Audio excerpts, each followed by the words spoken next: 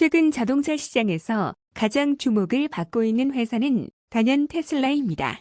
하지만 테슬라와 전기차에 대한 의구심, 아슬아슬한 CEO의 언행, 맹목적으로 테슬라를 맹신하는 사람들의 행동으로 회사 자체에 대한 반감을 가진 사람들도 많습니다. 그럼에도 불구하고 테슬라의 인기와 행보는 거침이 없습니다. 이유가 무엇일까요? 테슬라에 대해 살펴보겠습니다. 테슬라의 탄생. 테슬라는 미국에 기반을 둔 전기자동차 회사입니다.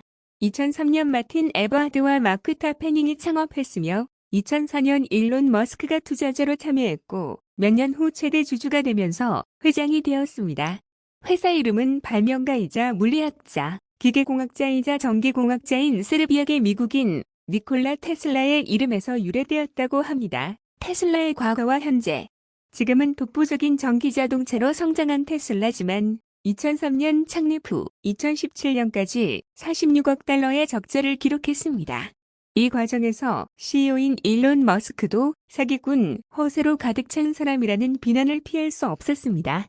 하지만 2018년 모델 3의 생산과 성공에 힘입어 2019년 말부터 흑자로 전환했고 2021년 2분기에는 분기 순이익 10억 달러를 돌파했으며 2021년 전 세계 자동차 제조회사 중 최초로 시총 1조 달러를 기록하는 등 전기자동차를 이끄는 성공적인 회사로 자리잡게 되었습니다.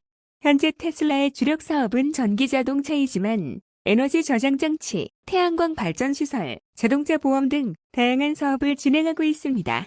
특히 테슬라는 친환경, 에너지와 관련된 산업에 중점을 두고 있습니다. 이는 홈페이지에서도 확인할 수 있습니다. 전기자동차 산업 부문은 결국 테슬라가 추구하는 미래 산업의 한 조각으로 보여집니다. 이는 2017년 테슬라 모터스에서 테슬라로 사명을 변경한 것과 일맥상통합니다. 테슬라는 원자재 가격 상승, 반도체 수급 문제 등 최근 자동차 업계에 여러 가지 악재가 있음에도 불구하고 타사에 비해 꾸준한 생산과 실적을 보여주고 있습니다. 이런 결과가 가능한 것은 기가 상하이, 기가 텍사스, 기가 베를린 등 끊임없는 투자와 개발을 지속하고 수직적 생산 구조로 부품 수급의 문제를 보다 자유롭게 했으며 배터리 개발 및 관련 기술, 단순화된 ECU 구조, 자체 운영체제 및 통합 제어 기술 등 전체적으로 타사보다 우위에 있는 구조적 시스템이 효과적으로 작용하고 있는 것으로 파악됩니다. 테슬라의 성공과 인기 비결. 테슬라의 인기 비결은 결과적으로 드디어 탈만한 전기차를 선점했다는 것에 있다고 볼 수 있습니다. 여기엔 가격과 성능 모두를 포함합니다.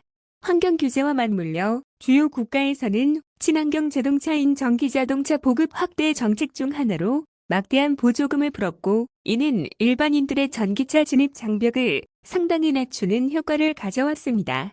이 시기에 테슬라는 경쟁사 대비 뛰어난 성능과 적절한 가격 조정을 통해 시장 선점에 성공했습니다. 성능의 주요 핵심으로는 긴 주행거리, OTA, 오토파일럿을 꼽을 수 있습니다. 과거부터 전기차에 관심이 많았던 사람들 사이에서는 전기차 주행거리는 적어도 400km 정도는 되어야 한다는 일정한 기준을 두었던 사람들이 많았습니다.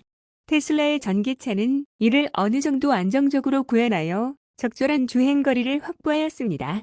OTA는 무선 업데이트 시스템을 말하는 것으로 이 시스템이 차량에 적용되면 정비소를 방문하지 않아도 새로운 기능이 추가되거나 오류를 개선할 수 있어 사용자의 편의성과 차량 성능을 높일 수 있습니다. 또한 일회성이 아닌 주기적인 업데이트를 통해 차의 소유주는 차의 기능과 성능이 향상됨을 체감할 수 있습니다. 최근에는 타사 차량들도 탑재되어 출시되기도 하지만 테슬라의 OTA는 타사의 차량과는 달리 차량 대부분의 문제를 개선하거나 관여할 수 있어 그 차이가 크다고 할 수 있습니다. 오토파일럿은 반자율주행 시스템을 말하는 것으로 유료로 제공되는 FS기와는 다르며 따로 옵션을 추가하지 않아도 기본 적용되는 주행 시스템입니다. 현재 출시되는 대부분의 타사 차량에도 이런 기능이 적용되고 있지만 테슬라의 반자율주행 시스템은 타사를 압도한다는 성능적 측면에서 큰 차이점을 보이고 있습니다. 기존 자동차 회사들의 노력으로 테슬라와의 기술적 격차를 줄인 것은 사실이지만 그럼에도 불구하고 여전히 차이를 보이는 근본적인 이유는 결국 소프트웨어 중심의 기술과 그 활용의 차이라고 보는 시각이 많습니다. 더불어 테슬라에는 외계인이라 불리는 많은 인재들이 개발에 참여하고 있기 때문에 이런 소프트웨어와 기술적 격차를 줄이기 위해서는 기존 자동차 회사들의 많은 노력과 발상의 전환이 필요할 것으로 생각됩니다. 테슬라 자동차의 단점. 기술로 무장한 테슬라에게 장점만 있는 것은 아닙니다. 많은 사람들이 찬양하고 장점으로 손꼽는 오토파일럿이지만 팬텀 브레이크라고 불리는 치명적인 단점이 존재합니다. 이는 특정 상황 급정거 현상을 말하는 것으로 차량의 인식 오류 문제로 발생하는 것으로 알려지고 있으며 차량 앞에 아무런 장애물과 간섭이 없는데도 불구하고 자동으로 급제동을 하는 현상입니다. 터널 앞에서 자주 발생한다는 사람들도 있고 트럭 같은 큰 차량이 그림자를 만들 때 발생했다는 사람들도 있습니다. 아직 정확한 원인이 알려지지 않았고 사고 위험이 높은 현상이라 치명적 단점으로 알려져 있습니다.